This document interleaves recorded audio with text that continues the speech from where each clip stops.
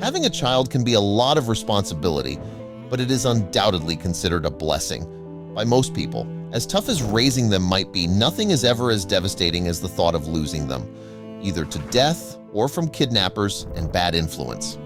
The loss can be so devastating that the parent is never able to recover. When a young 7-year-old girl vanishes, the whole town swings into protective mode to save her. The results are shocking.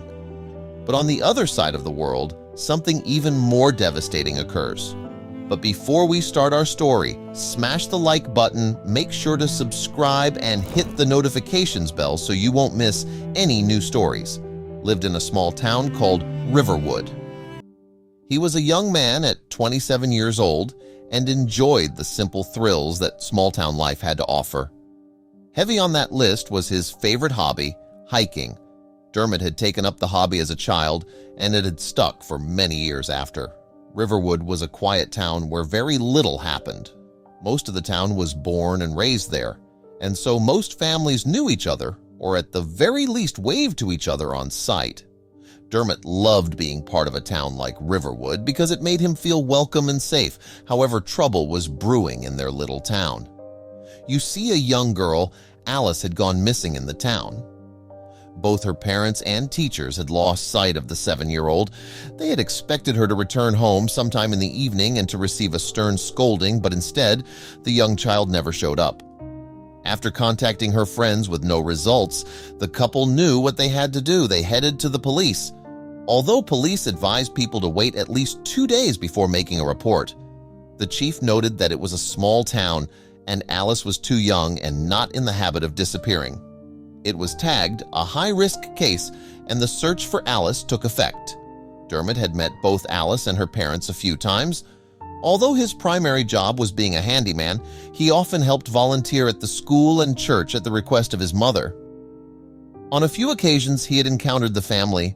This made Alice's disappearance much more troubling to the young man. The search had gone on for a few days, and now Dermot knew that he couldn't simply sit around and do nothing. They had lost the golden hour, and Alice was feared dead or gravely injured. Dermot and a few of his friends in town agreed to meet up at the police station. There, they offered their assistance. The police were glad and excited. They had been attempting to breach the vast forest area, but were far too short-handed to do so. They welcomed Dermot and his friends and gave them directions to search. But still there was no sign of the young 7-year-old girl. Instead, the days had turned into a full week, and frustrations were high. Everyone was worried about the disappearance of the young girl, and many people wanted to help but had no idea how to. A whole week had passed now, and the police knew they would have to switch things up. They sat together and plotted out a way to get more help and gain more traction. Finally, they had an idea. How about the internet? They would use their occasional friend and foe, depending on the occasion, the media, to get their work done.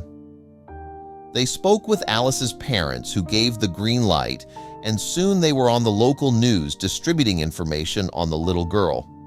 Then someone perked up. Everyone nodded. What a great idea that was.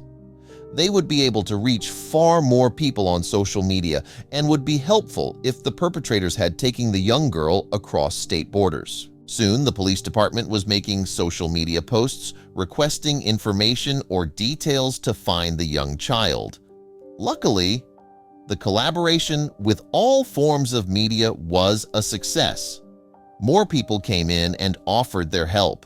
Soon, there were hundreds of people searching the forests and surrounding areas, all of them screaming the name. Unfortunately, after many days of searching, there was still no sign of the young child. Even worse, the number of helpers had now made the search location difficult to pinpoint.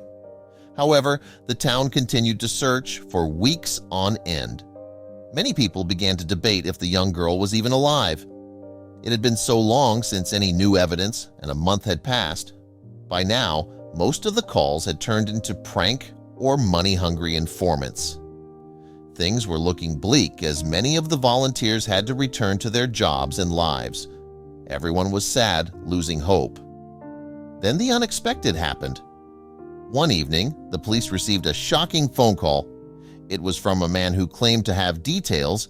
He informed them that he did not need the money, but that what he saw was unfortunately not good news. The cops met him at his stated location, and soon they understood the reason for his dismay. The man had found a body in the woods. After weeks of searching, it was determined that while the body was of a young girl, DNA comparison showed that the girl was not in fact Alice. Everyone was glad, but now even more worried for the young child. Unfortunately, months would go by and nothing would change in the case to find Alice. It had been several months since the body was located and identified, and while much of life in Riverwood had gone back to normal, nothing felt the same. People watched over their children more closely, and church service did not seem as lively. In an attempt to feel better, Dermot turned to his favorite hobby and outlet, hiking. Dermot got dressed and put on a winter coat.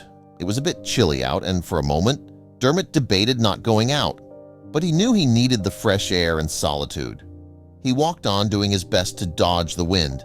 He had been hiking for about an hour when he noticed something was off. It was a strange feeling at first, but then he pinpointed what was happening. There was suddenly very little wind in the area. This was strange to Dermot, as he had hiked the trail different times and the wind was a constant in that area of the mountain.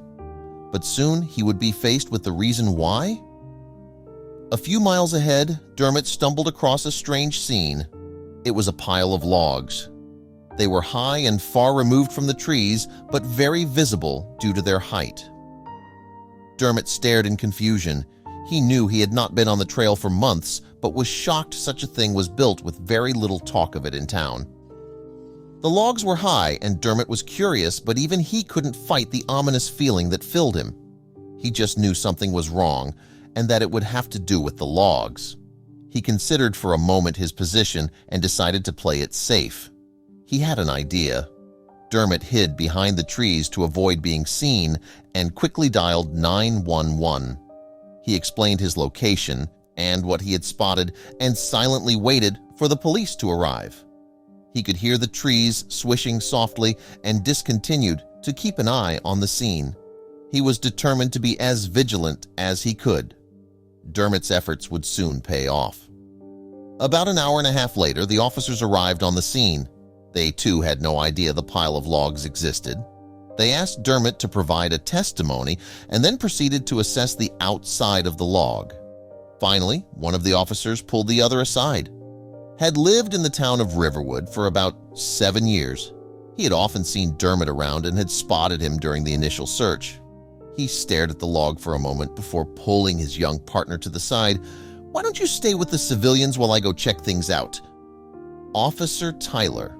His partner nodded. He was very quick to agree.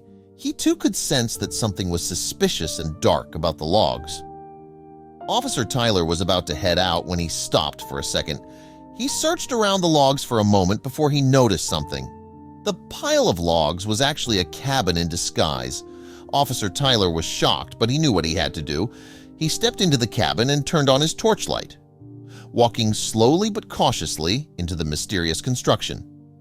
Even as he walked, Officer Tyler couldn't escape the feeling of gloom that filled his entire body and seemed to spread throughout the cabin. He corked his gun, careful to hold it in place in case of unexpected danger. Then he stumbled across something even more disturbing than the cabin itself. It was a dark entrance that seemed to lead below ground. Officer Tyler was now silently praying. He hoped he would walk out of this alive, but the situation seemed to get worse by the minute. He smelled something strong and rancid, following the trail to investigate. Finally, he reached a door. Officer Tyler stood by the door for a moment. He had no idea what would be waiting for him beyond that door and was not ashamed to admit he was terrified. She looked to be around 7 or 8 years old. But even though she had lost a lot of weight and smelled awful, Officer Tyler recognized her immediately. An hour later, Alice was reunited with her family. The young girl was tested and treated. She would stay in the hospital for further observation and treatment. When she was feeling up to it, she was asked to explain what had happened. Unfortunately, Alice could only recall being carried into the cabin and being abandoned. Although Alice's abductor was never caught, the young girl was returned home safely. The whole town was ecstatic, and both Dermot and the officers were praised for their bravery. Sadly, this isn't the case for everyone. A few miles down, a young lady was left devastated when her son disappeared. Unlike Alice, he was not found so quickly. Lyneth stepped off the plane in Connecticut. Her heart was full, but even her finger nervously rattled as she reached for her hand luggage. It contained the only thing she had been able to pack up in her excitement. Today, in a different country than her home of Canada, she would gain the answer she had been waiting several decades for. Lyneth was eager, but this time for a very different reason. It was a nice and warm summer day in June 1987, and she was meeting her ex-husband Alan for a custody exchange. It was her turn to have their baby, Germaine, for the week. She couldn't wait to see his smiling face. She was so excited to have gotten him a new toy. Though his parents were separating, little Germaine remained cheerful, and Lyneth was determined to keep him that way. She and Alan had planned to meet at 4 p.m. that day for a handoff. However, when 4:30 arrived, neither Alan nor Germaine was there. Concerned, Lyneth tried to call the police but was told she had to wait 2 days to file a report. Finally, the 2 days passed. Accompanied by a friend, Lyneth filed her report, explaining she hadn't heard from Alan since arranging the meetup. The police began a search, mapping routes around their homes and enlisting help from friends and family. But weeks passed with no sightings. It was 1987 and technology was limited, leaving them with few options. Lyneth was devastated. Her life felt empty, and she clung to the toy she'd bought for Germaine, the only tangible memory of him. The police eventually halted their efforts due to a lack of resources, but Lyneth refused to give up. She gave interviews, saved for newspaper ads with Germaine's photo, and pleaded for information. Years went by without answers, but her resolve never wavered. One officer, Ted Davis, was deeply moved by her determination. Though the case was officially cold, he promised Lyneth he wouldn't stop until she had answers. Ted spent years revisiting the case in his free time. One day, while attending a conference, he found new leads, Alan's old friends. Investigating further, Ted discovered Alan had been living under an alias, Haley Randolph D'Souza. Records showed D'Souza had a son of the same age as Germaine. Ted followed the trail to Connecticut, where Alan was a regular at a KFC. With help from local police, they set up a sting operation. Alan was arrested, but the question remained, where was Germaine? Soon after Alan's arrest, they located his son, who agreed to a DNA test. The results confirmed his identity. D'Souza's son was Germaine.